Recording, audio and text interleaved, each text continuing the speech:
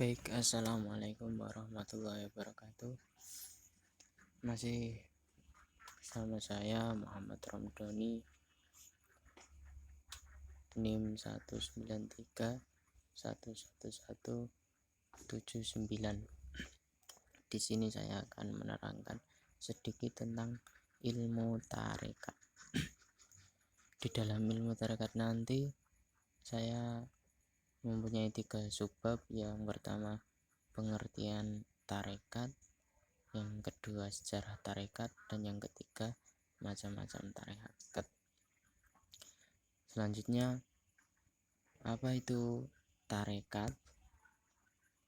Tarekat dalam pengertian kamus bahasa Arab Al-Munjid fi al-Lughah wa al-A'lam diartikan sebagai yang pertama, jalan atau cara, yang kedua keadaan, yang ketiga mazhab atau aliran, yang ketiga goresan atau garis pada sesuatu, dan yang keempat tiang tempat berteduh atau tongkat payung, dan yang kelima yang terkenal dari suatu kaum.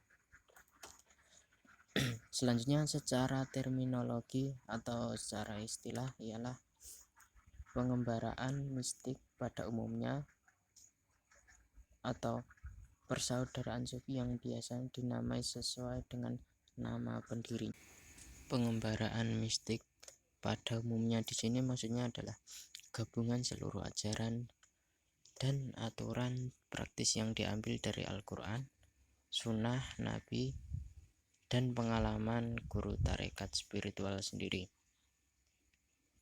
Tarekat pada awalnya bisa dipahami sebagai metode, cara, dan jalan yang ditempuh seorang sufi guna menuju puncak spiritual tertinggi, atau bisa disebut dengan penyucian diri atau jiwa.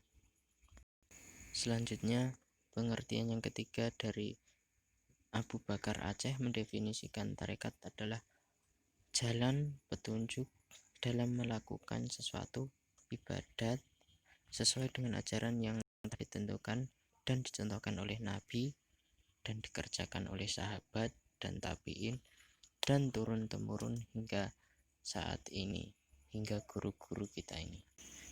Intinya, tarekat sendiri mempunyai arti suatu cara atau sekelompok orang di mana tujuan di dalamnya adalah untuk penyucian diri atau berusaha untuk selalu mendekatkan diri kepada Allah Subhanahu wa taala dan melepaskan duniawinya. Selanjutnya, subbab yang kedua adalah sejarah tarekat. Di sini saya membagi sejarah tarekat ke dalam 4 periode. Periode yang pertama adalah abad ke-1 dan ke-2 Hijriah. Pada masa ini tampak bahwa ajaran tasawuf bercorak akhlaki, yakni pendidikan moral dan mental dalam rangka pembersihan jiwa dan raga dari pengaruh-pengaruh di dunia. Pada periode pertama ini, para sahabat mengalami perubahan besar dari aspek sosial dan ekonominya. Dalam hal spiritual, masyarakat lebih banyak berbicara tentang teologi dan formulasi syariat, sehingga mulai melupakan persoalan-persoalan tentang kerohanian. Kondisi ini ditandai dengan berkembangnya budaya hedonisme di tengah-tengah masyarakat. Gerakan tasawuf yang dimotori oleh para sahabat tabi'in serta tabi'in ini senantiasa mengingatkan tentang hakikat hidup ini dan berupaya menanamkan semangat beribadah dan melakukan pola hidup sederhana atau zuhud. Di antara bentuk kesederhanaan mereka, terutama dalam berpakaian, adalah berpakaian suf, pakaian dari bulu domba. Karena mereka dinamakan sufi, termasuk dalam periode ini adalah Hasan al-Basri dengan konsepnya khauf dan Robi'ah al-Adawiyah dengan konsepnya cinta. Selanjutnya, periode kedua pada abad ketiga dan keempat Hijriah. Periode kedua ini ilmu tasawuf telah berkembang dan telah memperlihatkan isinya yang dapat dibagi kepada 3 bagian, yaitu yang pertama ilmu jiwa, ilmu akhlak, dan ilmu gaib atau metafisika.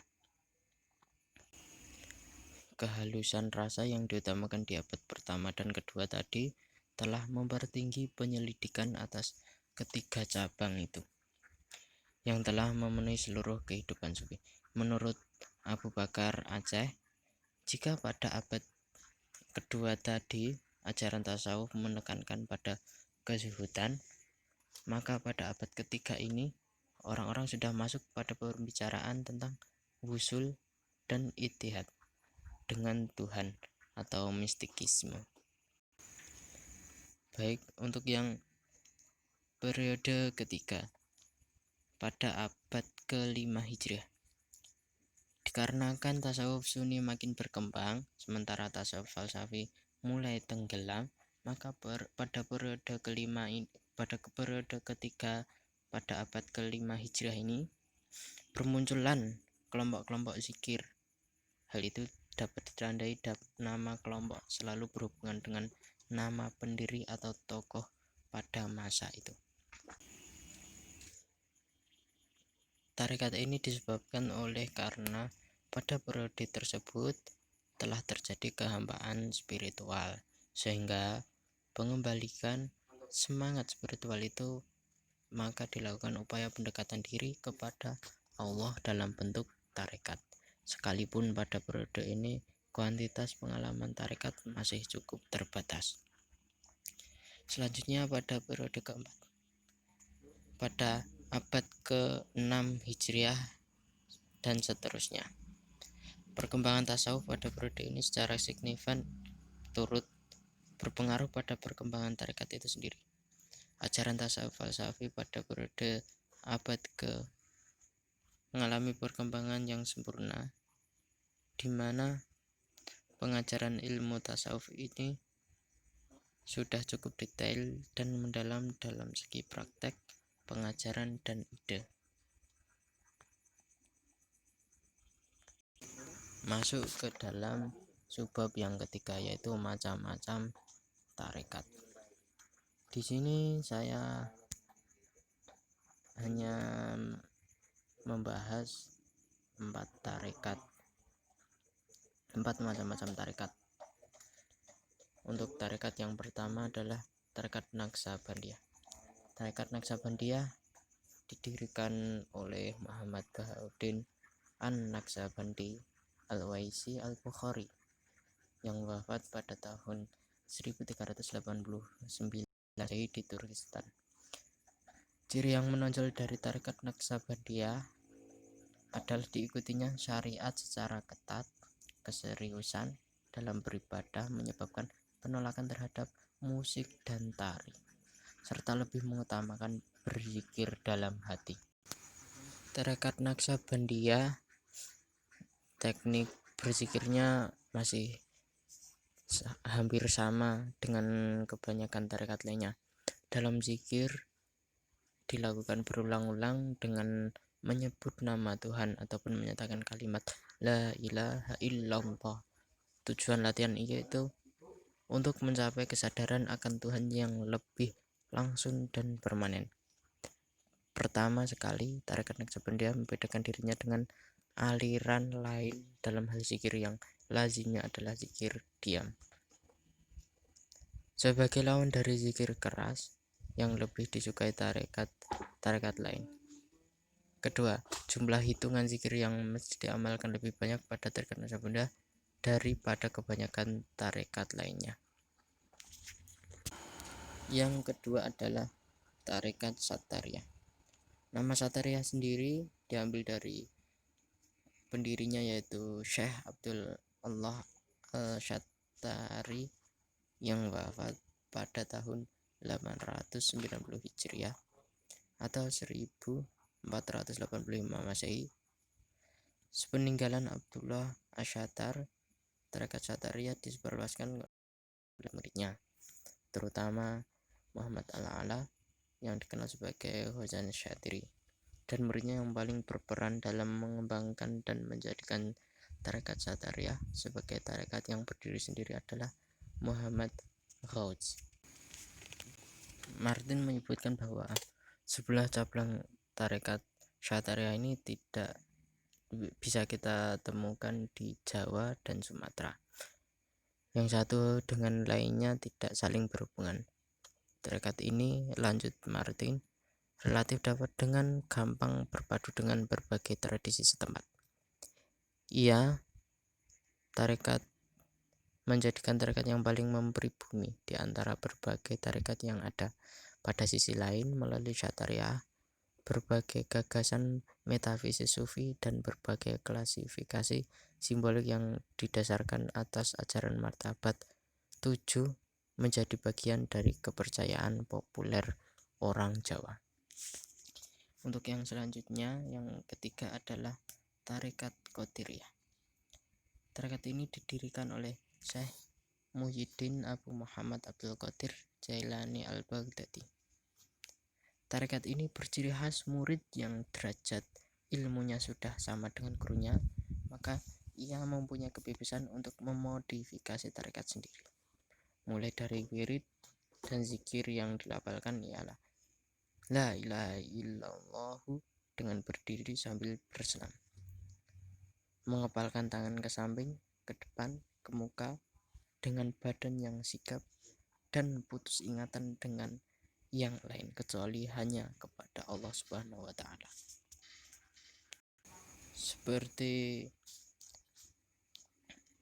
ungkapan Syekh Abdul Qadir Jailani sendiri bahwa murid yang sudah mencapai derajat gurunya, maka dia jadi mandiri sebagai syah dan Allah lah yang menjadi walinya untuk seterusnya. Baik, untuk yang keempat adalah tarekat Rifa'iyah.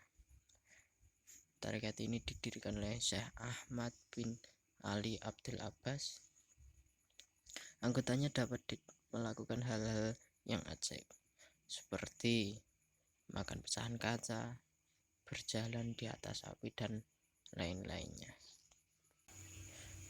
Syekh Ahmad yang konon guru Syekh Abdul Qadir Jailani begitu asyik berzikir hingga tubuhnya terangkat ke atas angkasa, tangannya menepuk-nepuk dadanya. Kemudian Allah memerintahkan kepada bidadari-bidadari untuk memberinya rebana di dadanya daripada menepuk-nepuk dadanya. Tapi Syekh Ahmad tidak ingat apa-apa, begitu khusyuknya sehingga ia tidak mendengar suara rebananya yang nyaring itu, padahal seluruh dunia mendengar suara rebana itu. Tarekat ini agak fanatik dan anggotanya dapat melakukan hal-hal yang ajaib seperti yang sudah disebutkan tadi. Baik, mungkin cukup sekian uraian ilmu tarekat dari saya. Kurang lebihnya mohon maaf sebesar-besarnya. Untuk itu cukup sekian dari saya. Wassalamualaikum warahmatullahi wabarakatuh.